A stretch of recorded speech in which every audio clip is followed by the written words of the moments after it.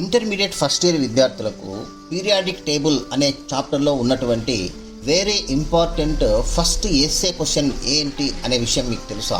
Intermediate first year విద్యార్థులకు ఉన్నటువంటి periodic టేబుల్లో వెరీ ఇంపార్టెంట్ ఎస్ఏస్ 4 ఉన్నాయి. వాటిలో ఫస్ట్ ఇంపార్టెంట్ క్వశ్చన్ ఏంటి అనే విషయం మీకు తెలుసా? అయితే మనము ఈరోజు ఈ వీడియోలో ఈ ఇంపార్టెంట్ క్వశ్చన్ ఏంటి, దాని యొక్క వివరాలు ఏంటి, దాన్ని ఏ విధంగా రాస్తే మనకు 8 మార్క్స్ వస్తాయి, న్యూ సిలబస్లో ఏ విధంగా రాయాలి అనే విషయం ఇక్కడ క్లియర్గా ఎక్స్ప్లెయిన్ చేయడం జరుగుతుంది. ఇక ఆలస్యం ఎందుకు, వెంటనే వీడియోను స్కిప్ చేయకుండా చివరి వరకు చూడండి. ఇంకా ఎవరైనా సబ్స్క్రైబ్ చేయకుంటే సబ్స్క్రైబ్ చేయండి, లైక్ చేయండి, షేర్ చేయండి, అలాగే బెల్ ఐకాన్ టచ్ చేయండి. నోటిఫికేషన్స్ మీకు రావడం జరుగుతుంది. Okay,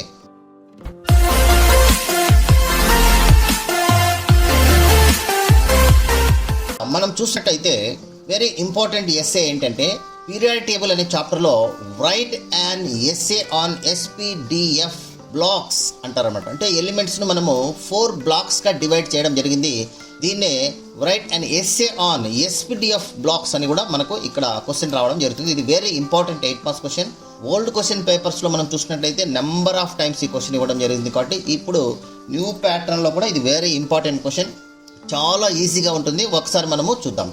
total classification of the elements long form of periodic table మనము ఒక 4 బ్లాక్స్గా డివైడ్ చేయడం జరిగింది. 4 బ్లాక్స్ అంటే చూడండి, నెంబర్ 1 ఎస్ బ్లాక్ ఎలిమెంట్స్, అట్లాగే number 2 P block elements, D block elements and F block elements అని 4 బ్లాక్స్గా మనం డివైడ్ చేయడం జరిగింది.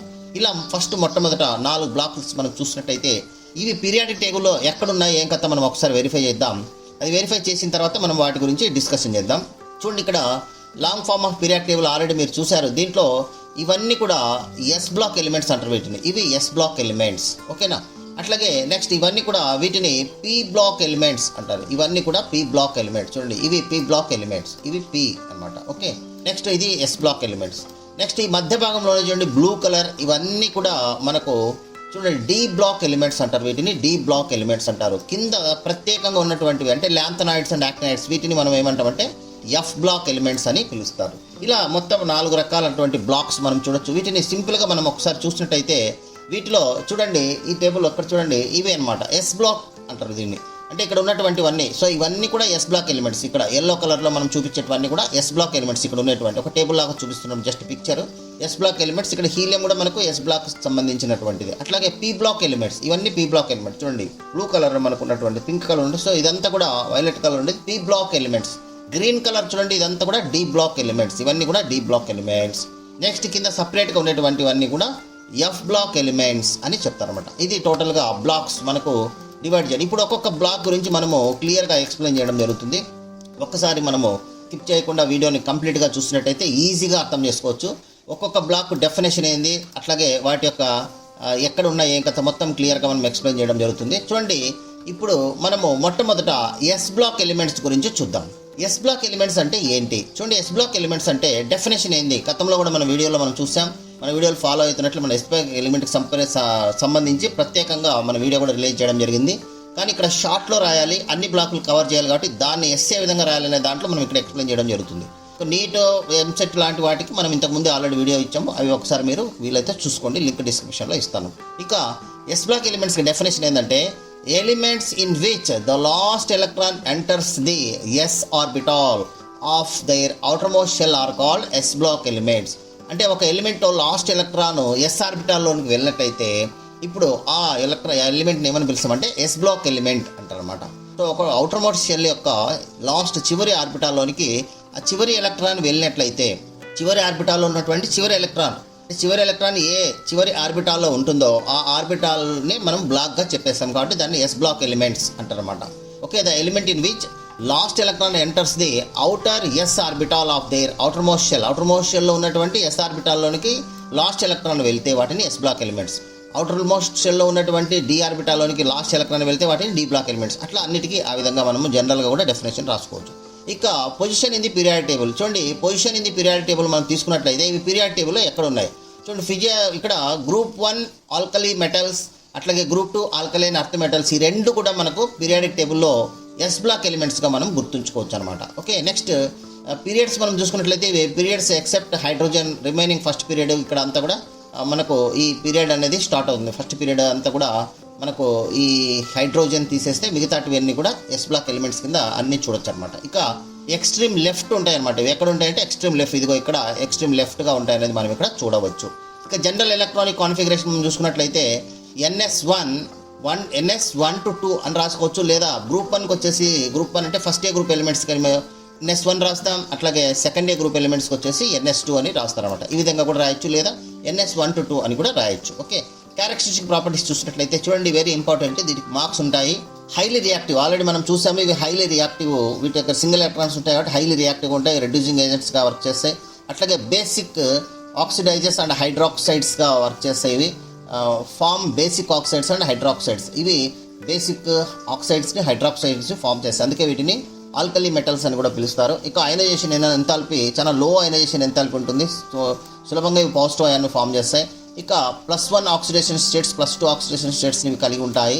అట్లాగే సాఫ్ట్ మెటల్స్ అన్నమాట, ఇవి ఎలా ఉంటాయి, ఇవన్నీ కూడా సాఫ్ట్ మెటల్స్, లో మెల్టింగ్ పాయింట్ కలిగి ఉంటాయి. ఎస్పెషల్లీ ఆల్కలీ మెటల్స్ అన్నీ కూడా, అంటే ఫస్ట్ ఏ గ్రూప్ ఎలిమెంట్స్ అన్నీ కూడా సాఫ్ట్ మెటల్స్. ఇక ఫ్లేమ్ కలర్స్ మనం చూసినట్లయితే సోడియం ఎల్లో ఫ్లేమ్ కలిగి ఉంటుంది, పొటాషియం వైలెట్ ఫ్లేమ్ కలిగి ఉంటుంది. ఇవి క్యారెక్టరిస్టిక్ ప్రాపర్టీస్. దీంట్లో ఒక 3-4 క్యారెక్టరిస్టిక్ ప్రాపర్టీస్ రాస్తే చాలు. నెక్స్ట్ పీ బ్లాక్ ఎలిమెంట్స్కి వెళ్ళిపోదాం. రెండవది పీ బ్లాక్ ఎలిమెంట్స్ తీసుకున్నట్లయితే ఇందాక చెప్పిన డెఫినేషనే, element in which the last electron enters in p orbital in the outermost shell, ఇక్కడ వరకు అనమాట. ఇక్కడ p మార్చి s పెడితే S బ్లాక్ ఎలిమెంట్స్, p పెడితే p బ్లాక్ ఎలిమెంట్స్, d అంటే d బ్లాక్ ఎలిమెంట్స్, అట్లా అనమాట డెఫినేషన్. ఇది simple definition. Okay, these are the p block elements. Next position in the periodic extreme right side ఉంటాయి. ఇవి 13 to 18 groups మనం ఇప్పుడు చూస్తున్నాం. 13 to 18 గ్రూప్స్ అన్ని కూడా ఇవి p బ్లాక్ ఎలిమెంట్స్గా మనం చెప్పవచ్చు. అట్లాగే ఇక్కడ పీరియడ్స్ మనం చూసినట్లయితే ఇక్కడ 2nd to 7th పీరియడ్ వరకు ఉన్నటువంటి మూలకాలు ఇవన్నీ కూడా కవర్ చేయడం జరుగుతుంది. అట్లాగే లొకేషన్ తీసుకున్నట్లయితే right side of the periodic table, ఇవి పీరియాడిక్ టేబుల్కు రైట్ సైడ్ మనము ఉంటాయన్నమాట, ఎక్స్ట్రీమ్ రైట్ సైడ్ ఇక్కడ ఉంటాయి. ఓకేనా. నెక్స్ట్ జనరల్ ఎలక్ట్రానిక్ కాన్ఫిగరేషన్ తీసుకున్నట్లయితే చూడండి, NS2 NP1 to ఇవి NS2 NP6 వరకు ఉంది. NS2 NP1 to 6 అని చెప్పచ్చు. ఎలక్ట్రానిక్ కాన్ఫిగరేషన్ ఏముంటుంది, NS2 NP1 to NS2 NP6 వరకు ఉంటుంది అనమాట. ఇది general electronic configuration. Okay, example 13th group తీసుకుంటే ఈ విధంగా మనం కాన్ఫిగరేషన్ చూడొచ్చు. నెక్స్ట్ క్యారెక్టరిస్టిక్ ప్రాపర్టీస్ ఏంటంటే, ఇవి హైలీ డైవర్స్, అంటే ఇంక్లూడింగ్ మెటల్స్, అంటే ఇవి ఓకే ఈ పీరియాడిక్ టేబుల్లో మనం చూసినట్లయితే top portion containing non metal, middle portion containing metalloids and bottom portion containing metals అని మనం చూడొచ్చు. అంటే దాంట్లో మెటల్స్ ఉంటాయి, నాన్ మెటల్స్ ఉంటాయి, మెటలాయిడ్స్ కూడా ఉంటాయి అనమాట. ఇవి వేరియబుల్ ఆక్సిడేషన్ స్టేట్స్ చూపిస్తాయి అనేది ఇక్కడ వెరీ ఇంపార్టెంట్ పాయింట్. అంటే అనేక రకాల ఆక్సిడేషన్ స్టేట్స్ +1 +3 +4 +5 అలా ఆక్సిడేషన్ స్టేట్స్ చూపిస్తాయి. Non metals from acidic nature కలిగి ఉంటాయి, ఆక్సిడైజింగ్ ఏజెంట్స్ కూడా వర్క్ చేయడం జరుగుతుంది, క్లోరిన్ ఫ్లోరిన్ లాంటివి. ఇక గ్రూప్ 18 ఎలిమెంట్స్ నోబుల్ గాసెస్ అంటారు, ఇవి కెమికల్ ఇనర్ట్ ఉంటాయి అనమాట. అంటే గ్రూప్ 18 అంటే ఏంటి, జీరో గ్రూప్ ఎలిమెంట్స్ ఏంటి, ఇవి ఇనర్ట్ అంటే కెమికల్ రియాక్షన్స్లో ఇవి పాల్గొనవు కాబట్టి ఇవి ఇనర్ట్ ఎలిమెంట్స్ అంటారు, ఇనర్ట్ గ్యాసెస్ అని కూడా పిలుస్తారు. Many of violet exist as gas, ఇవన్నీ కూడా వాలటైల్గా ఉంటాయి అనమాట. ఇవి గ్యాసెస్గా ఉంటాయి, వాలటైల్గా ఉంటాయి. సో మనం చూడొచ్చు. నెక్స్ట్ కోవలెంట్ కాంపౌండ్స్, ఓకేనా, ఇవన్నీ కూడా మనకు పీ బ్లాక్ ఎలిమెంట్స్. ఇక డి బ్లాక్ ఎలిమెంట్స్కి వచ్చినట్లయితే చూడండి definition, elements in which the last electron enters in n-1 d orbital are called D block elements. Last electron enters into the n-1 d orbital are called D block elements అంటాం. ఇవి transition elements అని కూడా పిలుస్తారు. Periodic table ఇది మిడిల్లో ఉంటాయి అనమాట. So group 3 to group 12 మిడిల్లో ఉన్నటువంటి ఇవన్నీ కూడా మనకు పీరియాడిక్ టేబుల్లో చూసినట్లయితే ఇవన్నీ కూడా మనకు D block elements, very important. ఇవి పీరియడ్స్ ఇవన్నీ ఉంటాయి.